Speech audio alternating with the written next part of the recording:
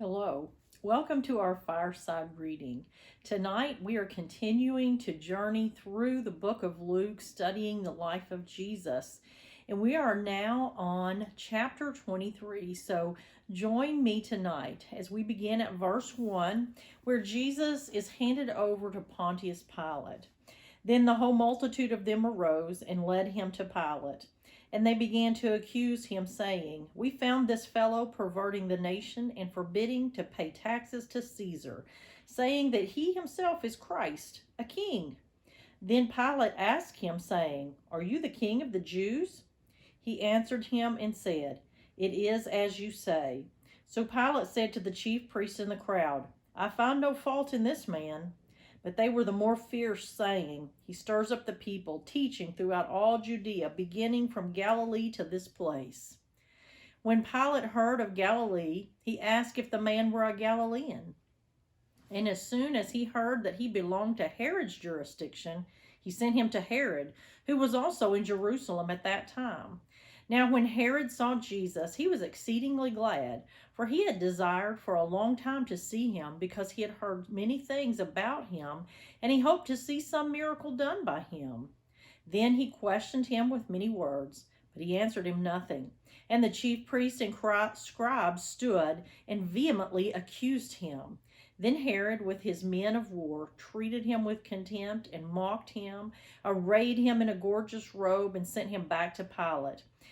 That very day, Pilate and Herod became friends with each other, for previously they had been at enmity with each other.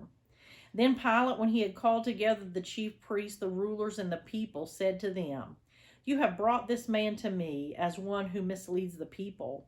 And indeed, having examined him in your presence, I have found no fault in this man concerning those things of which you accuse him. No, neither did Herod, for I sent you back to him, and indeed nothing deserving of death has been done by him. I will therefore chastise him and release him, for it was necessary for him to release one to them at the feast. And they all cried out at once, saying, Away with this man, and release to us Barabbas, who had been thrown into prison for a certain rebellion made in the city and for murder. Pilate, therefore, wishing to release Jesus, again called out to them. But they shouted, saying, Crucify him, crucify him. Then he said to them the third time, Why? What evil has he done? I have found no reason for death in him. I will therefore chastise him and let him go. But they were insistent, demanding with loud voices that he be crucified.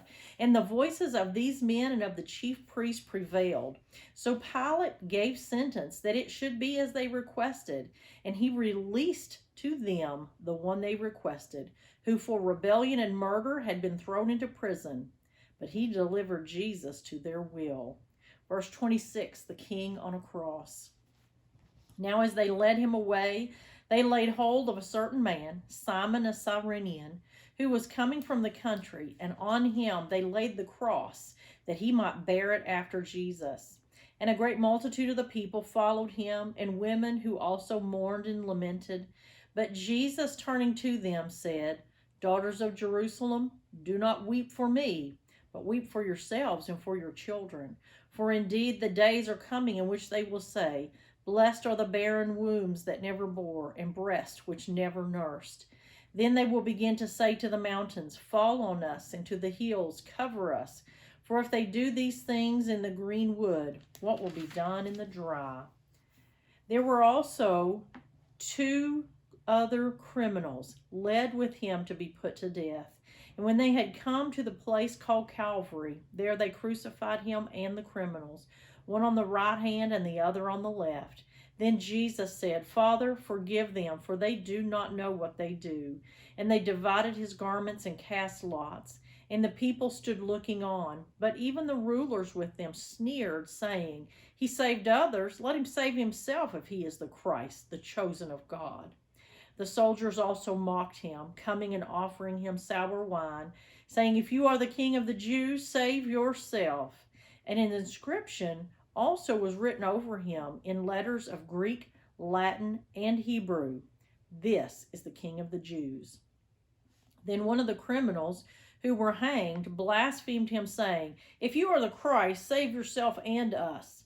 But the other answering rebuked him, saying, "Do you not even fear God, seeing you are under the same condemnation? And we are indeed justly, for we receive the due reward of our deeds. But this man has done nothing wrong." Then he said to Jesus, "Lord, remember me when you come into your kingdom." And Jesus said to him, "Assuredly, I say to you, today you will be with me in paradise." Verse 44, Jesus dies on the cross. Now it was about the 6th hour, and there was darkness over all the earth until the 9th hour. Then the sun was darkened, and the veil of the temple was torn in two.